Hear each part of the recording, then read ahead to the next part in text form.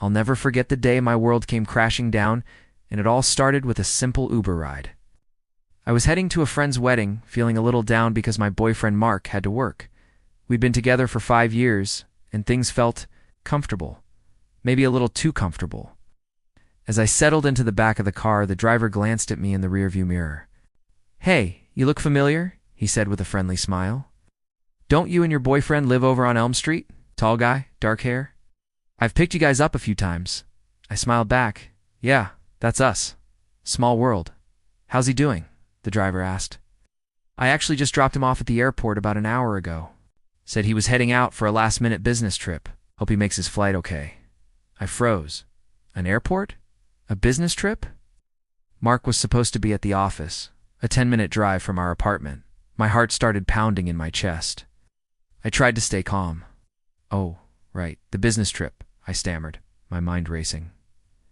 It was very last minute. I almost forgot. But I hadn't forgotten. There was no trip. I spent the rest of the ride in a daze, the driver's words echoing in my head. When I got to the wedding venue, I couldn't even pretend to be happy. I made an excuse and left early, my mind a chaotic mess of suspicion and dread. Back at our apartment, everything looked normal, but my gut was screaming that something was terribly wrong. I don't know what possessed me, but I went to our shared tablet. We had this Find My Device feature enabled for all our gadgets. With trembling hands, I logged in and tracked Mark's phone. The map loaded, and a little dot blinked on the screen. It wasn't at the airport. It was at a beach resort, a place we'd talked about visiting for our anniversary. My blood ran cold. Then I remembered his Instagram. He rarely posted, but he followed a few people. I scrolled through his following list until a name jumped out at me. Sarah Jenkins, a new colleague he'd mentioned a few times. Too many times, I now realized. I clicked on her profile. It was public. And there it was. The most recent post was a picture uploaded just 30 minutes ago.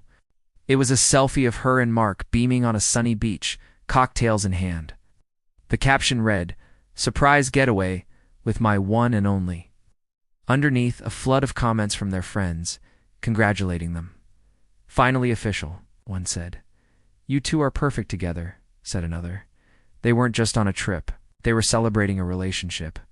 Our 5 years together, our shared home, our future. It was all a lie. I felt like I couldn't breathe. The man I loved, the life I had built, was a complete sham. I didn't cry. I just felt empty. I packed a bag and all my things, just enough for a few days. I took a photo of the tablet screen showing his location and a screenshot of Sarah's Instagram post. Then I sent them to Mark with a simple message, "I hope you two have a wonderful life. Don't come back." I turned off my phone and drove to my sister's house. The next few days were a blur.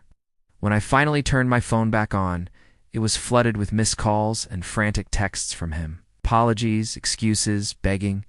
He said it was a mistake, that Sarah meant nothing, that he loved me. But the Uber driver's innocent question had already shown me the truth. It wasn't a mistake. It was a carefully constructed double life. He didn't just cheat. He built a whole new world behind my back. It's been a year now. Moving on was the hardest thing I've ever done. There were days I thought the pain would never end. But slowly, with the support of my friends and family, I started to heal. I rebuilt my life, piece by piece. I found a new apartment, focused on my career, and rediscovered who I was without him. And you know what? I'm happier now. I'm stronger. Sometimes karma doesn't come in a bolt of lightning. Sometimes it comes in the form of a friendly Uber driver asking a simple question that unravels everything. And for that, I'm strangely grateful. It set me free. If you've ever been through something similar, know that you are not alone. You have the strength to get through it. Thanks for listening to my story. Don't forget to subscribe for more.